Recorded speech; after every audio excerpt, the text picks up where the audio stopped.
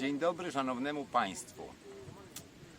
Dzisiaj chciałbym Wam dokończyć historię szukania naszego domu, ale w trochę milszych okolicznościach, to znaczy prosto z plaży, przy ładnym słońcu, chociaż my siedzimy trochę w cieniu, bo słońce mamy tutaj na co dzień i to poddostatnie.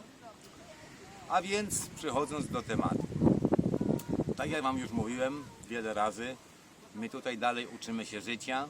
Rzeczy, które nam się mogą wydawać jako logiczne, jako zdroworozsądkowe, które znamy, tutaj po prostu nie sprawdzają się.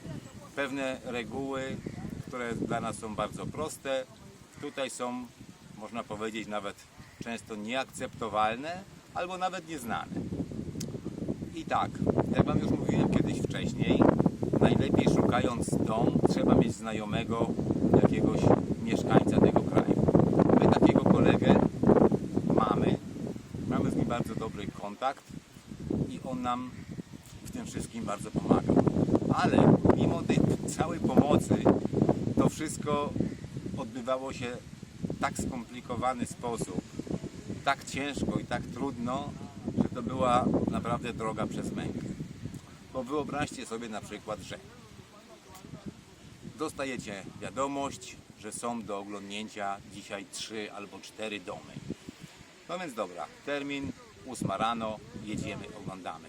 Piękne osiedle domów, około 50-60 domów, zamknięte, chronione. Wchodzimy i oglądamy. Naprawdę ładny dom, 3 sypialnie, duży living room. Oglądamy to, też z meblami nawet możliwość jest taki dom wynająć, ale ponieważ meble mamy swoje, tego nie chcieliśmy. Oglądamy, pokój po pokoju i tak dalej. No i co? Przechodzimy potem do rozmowy na temat ceny. Osoba odpowiedzialna tam za prezentację nam tego domu mówi nam, powiedzmy, cena jest 1 milion shilling za miesiąc za wynajęcie, a bez mebli byłoby to, powiedzmy, 900 tysięcy, może 800 po dobrym przehandlowaniu. Ale na koniec dodaje nam, że ten dom, który zobaczyliśmy jako przykładowy dom, nie ma nic wspólnego z tym domem, który wynająć możemy, a on nam go dzisiaj nawet nie może pokazać. No więc wyobraźcie sobie, jak można ubijać taki interes, jak można dochodzić do swojego celu. Po obejrzeniu tych całych obiektów tam naprawdę było nam szkoda, że nie można dojść do żadnego porozumienia i właśnie tam wynająć domu, bo cała infrastruktura była naprawdę fantastyczna. Były tam 2 baseny, jeden naprawdę duży, były tam sale gimnastyczne do sportu, były korty tenisowe, ale niestety, jeżeli ktoś nie chce przedstawić domu, który mamy wynająć, jest to dla nas też niemożliwe. Sytuacja następna. Rozmawiamy z tym naszym kolegą. Mówi, mam Wam do pokazania następne 2 domy. Dobra, wsiadamy w auto, jedziemy oglądać. Pierwszy dom, jakby takie zabudowanie szeregowe. Jest tam dom do wynajęcia, świeżo wyremontowany. Rozmawiamy z właścicielem tego domu. On nam tłumaczy, tak, tu jest wszystko świeżo wymalowane, wyremontowane, ale klimatyzacji nie ma. Toalety, zlewy, nowe natryski, to wszystko jest kupione, ale nie zamontowane. No i ten pan mówi nam, no tak, ale jak mi zapłacicie pieniądze już wcześniej, to ja będę to mógł zamontować i potem będziecie mogli już to wynająć. To będzie trwało maksymalnie 2 tygodnie. No dobra, zostawiliśmy tą sytuację do odczekania, do przeczekania i ten pan do nas się zameldował po miesiącu, tak, że możemy z nim rozmawiać, że cena będzie dobra, więc możemy się znowu spotkać. Pojechaliśmy do tego pana ponownie, oglądamy ten dom i co się stało? Tam nie jest wcale nic zrobione. To wszystko, co leżało, leży tak dalej i jego rozmowa zaczyna się taka sama. Dajcie mi pieniądze, ja będę mógł coś wtedy zrobić. Więc automatycznie dalsze rozmowy są absolutnie bezsensowne. Bardzo ciekawą sytuacją było też to, kiedy pojechaliśmy oglądać następny dom, jak nam powiedziano, dom jest nawet z basenem. No dobra, jedziemy. Ten nasz kolega, on ma na imię Hamisi, mówi, że w tym miejscu, gdzie jest ten dom, on sobie nie wspomina, żeby tam mógł jakiś być dom z basenem, no ale jedziemy. przyjechaliśmy, już pierwsze wrażenie, żeby tam dojechać jakoś i wjechać na posesję, to była tragedia, ale udało nam tam się dotrzeć. Oglądamy dom. Po pierwsze, na tym domu czerwoną farbą jest napisane, że ten dom nie może być sprzedany, ale ludzie, którzy tam posiadają ten dom, no nie wiem, mają jakąś taką możliwość czy koneksję, chcieli nam ten dom wynająć. A ten basen, o którym Wam mówiłem wcześniej, to była taka sadzawka z brudną wodą, w której może gęsi by tam jeszcze się wykąpały, ale na pewno nie ludzie. A co ciekawe, obok tego domu wykopany wielki dół na jakieś 4 metry głębokości i chodząc tam w ciemności, na pewno w tym dole można wylądować. I tu wracamy jeszcze do spraw mentalności, o której Wam tak wiele razy mówiłem, jak to ważne jest. My dostajemy od tego kolegi bardzo wiele faktów, bardzo wiele informacji, jak ludzie tutaj funkcjonują, jak żyją i jak myślą. I dla większości mieszkańców, przynajmniej takiej, no może nie klasy średniej, ale takich, którzy coś tam więcej posiadają, jakaś próba wyciągnięcia pieniędzy od muzungus. Muzungu to jest biały człowiek, jest normalna. Tutaj prawie wszędzie są przedstawiane ceny dla muzungus i dla wazungus. Wazungus to są tutaj ci miejscowi, muzungus, jak mówiłem, to jesteśmy my. I jest to absolutnie normalne. Dla nas nie, ale dla nich tak. I dlatego dochodzi do takiej sytuacji, że jest im po prostu wszystko jedno. Najważniejsze zarobić pieniądze. To, że my tego domu naprawdę nie będziemy mogli wynająć, to, że nie będziemy w nim mogli zamieszkać, to jest absolutnie sprawa mniej niż drugorzędna. Najważniejsze jest to, że można w tym momencie na nas zarobić pieniądze. Co się stanie później, nie gra żadnej roli. Tu mam taką małą dygresję w moim opowiadaniu. Właśnie mnie moja małżonka lekko opieprzyła, że moje materiały są przydługie, choć zawsze obiecuję sobie, że będę starał się to skrócić. Ale mam już taki charakter chyba, że staram się przedstawić sytuację najrzetelniej i najprawdziwiej, tak jak ona wygląda. Bo to jest na pewno dla wielu ludzi też pomocne. Znać pewne sprawy do głębi, do samego źródła i wiedzieć, dlaczego i z jakiego powodu jest tak, a nie inaczej. Witam Państwa po raz drugi, już w nieco zmienionych okolicznościach. Chciałem ten film, czy to nagranie zrobić wczoraj w całości na plaży, w trochę milszych i ładniejszych okolicznościach przyrody, ale się to nie udało, bo w tym czasie, kiedy przemawiałem do Was, przyszli nasi znajomi, no i nie chciałem już tego robić przy nich, żeby być po prostu miłym i uprzejmym, a nie zabierać komuś czas. Dlatego też kończę to następnego dnia w domu. Więc przechodzimy do dalszej opowieści. Mieliśmy, jak mówiłem, wiele propozycji tych domów i jedną z kolejnych było tutaj w sumie niedaleko od nas, gdzie mieszkamy. Jest taka rezydencja, nazywa się to South Beach, gdzie mieszkają w większości ludzie z Europy. I mieliśmy tam do przedstawienia 2 domy, potencjalne domy do zamieszkania. Więc udaliśmy się tam, jak zwykle, bardzo sprawnie i bardzo karnie, bo zależało nam na poszukiwaniu domu i widzieliśmy te 2 domy.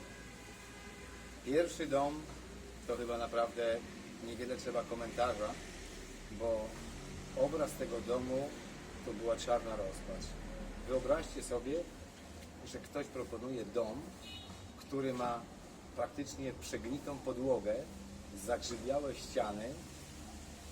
Do kuchni, jak weszliśmy zobaczyć, to ta wizyta w kuchni trwała około 2 sekund, bo nie dało nam się wytrzymać, taki był smród od grzybów.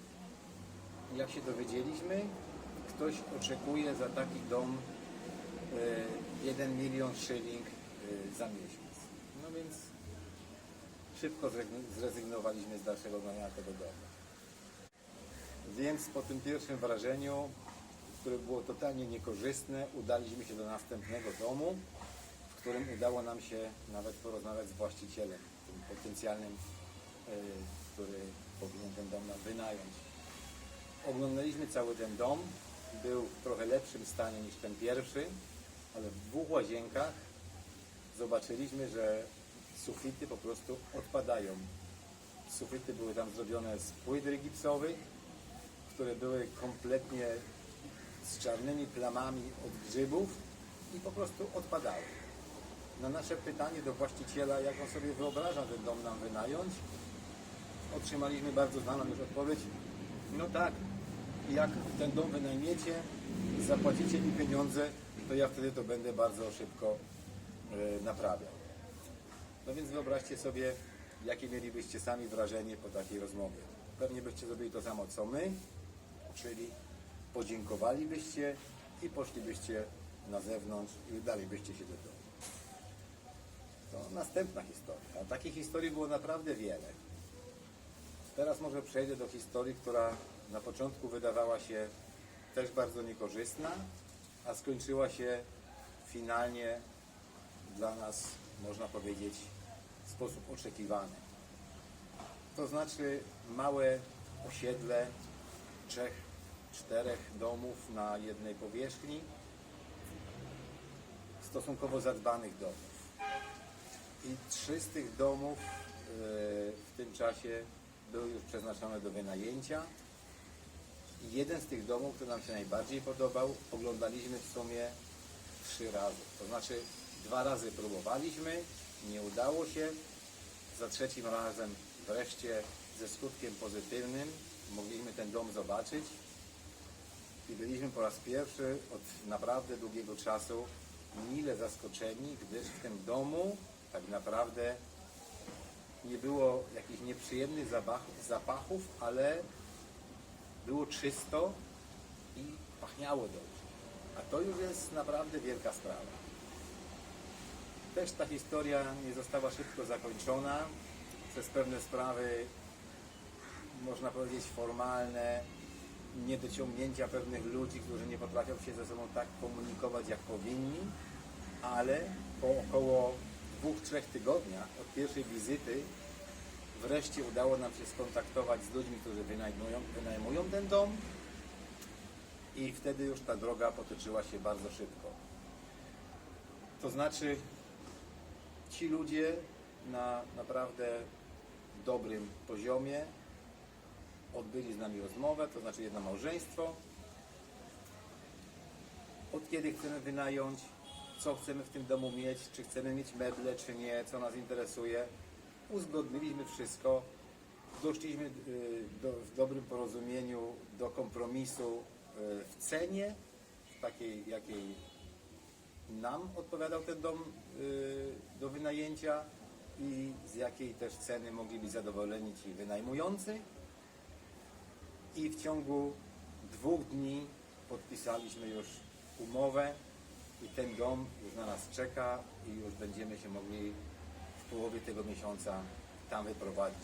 Także tutaj są w tym domu już nasze praktycznie ostatnie chwile, kiedy przygotowujemy się po prostu do przeprowadzki i spróbujemy też trochę czasu spędzić.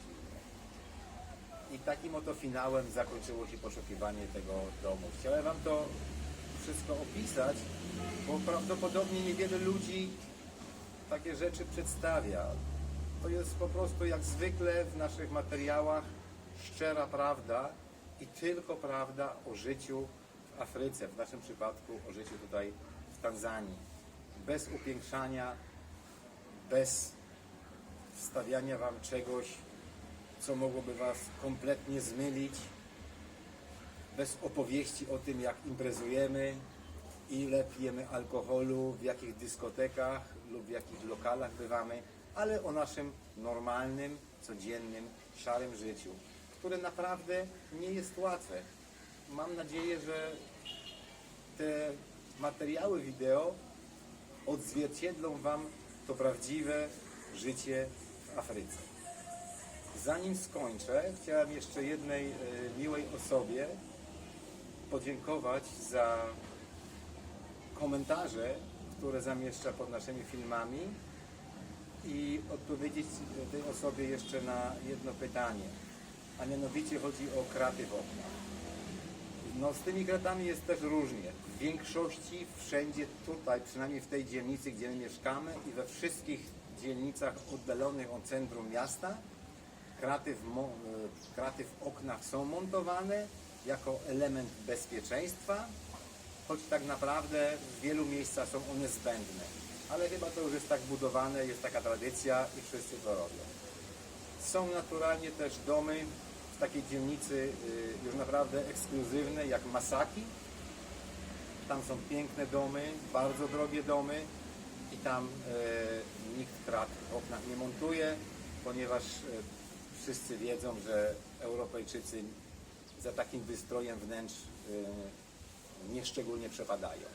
Więc tak brzmi odpowiedź na pytanie dla tej osoby, która to pytanie postawiła.